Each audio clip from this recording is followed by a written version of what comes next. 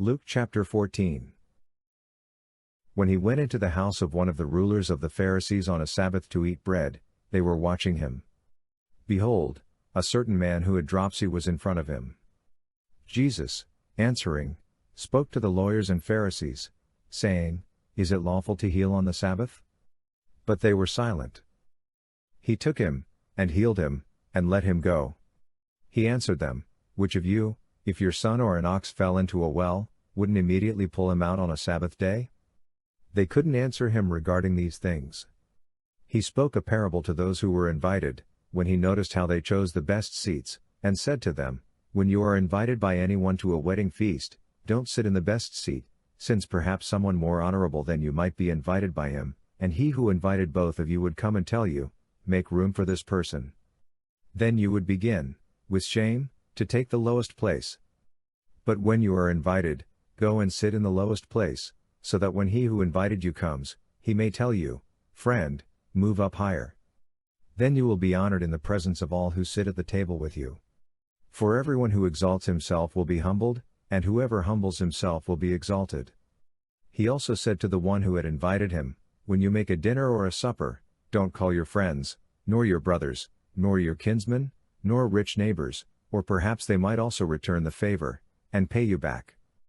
But when you make a feast, ask the poor, the maimed, the lame, or the blind, and you will be blessed, because they don't have the resources to repay you. For you will be repaid in the resurrection of the righteous.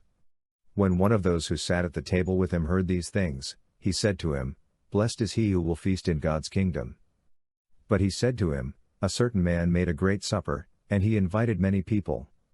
He sent out his servant at supper time to tell those who were invited, Come, for everything is ready now. They all as one began to make excuses. The first said to him, I have bought a field, and I must go and see it. Please have me excused. Another said, I have bought 5 yoke of oxen, and I must go try them out. Please have me excused. Another said, I have married a wife, and therefore I can't come. That servant came, and told his lord these things. Then the master of the house, being angry, said to his servant, Go out quickly into the streets and lanes of the city, and bring in the poor, maimed, blind, and lame. The servant said, Lord, it is done as you commanded, and there is still room. The Lord said to the servant, Go out into the highways and hedges, and compel them to come in, that my house may be filled. For I tell you that none of those men who were invited will taste of my supper. Now great multitudes were going with him.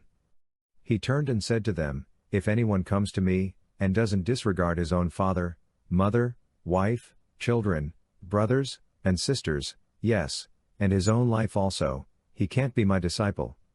Whoever doesn't bear his own cross and come after me, can't be my disciple. For which of you, desiring to build a tower, doesn't first sit down and count the cost, to see if he has enough to complete it?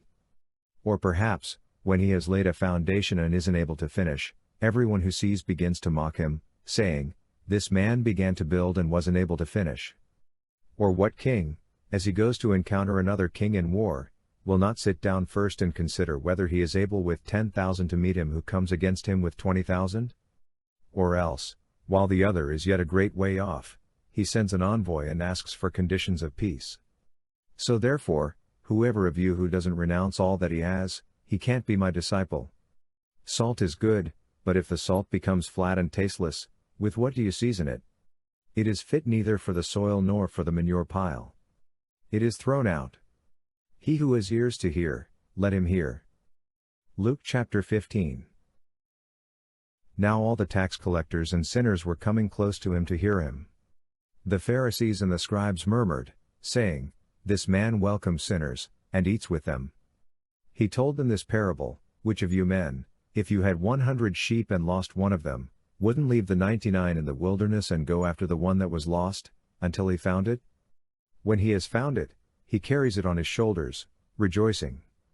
When he comes home, he calls together his friends and his neighbors, saying to them, Rejoice with me, for I have found my sheep which was lost. I tell you that even so there will be more joy in heaven over one sinner who repents, than over 99 righteous people who need no repentance. Or what woman, if she had 10 drachma coins, if she lost 1 drachma coin, wouldn't light a lamp, sweep the house, and seek diligently until she found it? When she has found it, she calls together her friends and neighbors, saying, Rejoice with me, for I have found the drachma which I had lost. Even so, I tell you, there is joy in the presence of the angels of God over one sinner repenting. He said, A certain man had 2 sons. The younger of them said to his father, Father, give me my share of your property. So he divided his livelihood between them. Not many days after, the younger son gathered all of this together and traveled into a far country. There he wasted his property with riotous living. When he had spent all of it, there arose a severe famine in that country, and he began to be in need. He went and joined himself to one of the citizens of that country, and he sent him into his fields to feed pigs. He wanted to fill his belly with the pods that the pigs ate, but no one gave him any. But when he came to himself, he said, How many hired servants of my father's have bread enough to spare, and I'm dying with hunger? I will get up and go to my father, and will tell him, Father, I have sinned against heaven and in your sight. I am no more worthy to be called your son. Make me as one of your hired servants. He arose and came to his father. But while he was still far off, his father saw him and was moved with compassion, and ran, fell on his neck, and kissed him. The son said to him, Father, I have sinned against heaven and in your sight.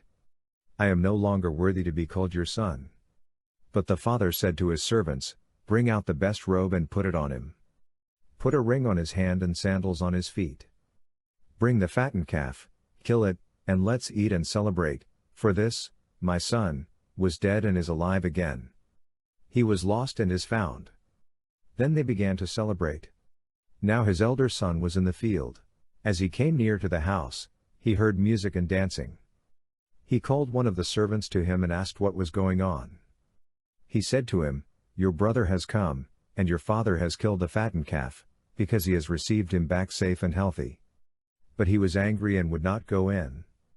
Therefore his father came out and begged him. But he answered his father, Behold, these many years I have served you, and I never disobeyed a commandment of yours, but you never gave me a goat, that I might celebrate with my friends. But when this your son came, who has devoured your living with prostitutes, you killed the fattened calf for him. He said to him, Son, you are always with me, and all that is mine is yours. But it was appropriate to celebrate and be glad, for this, your brother, was dead, and is alive again. He was lost, and is found.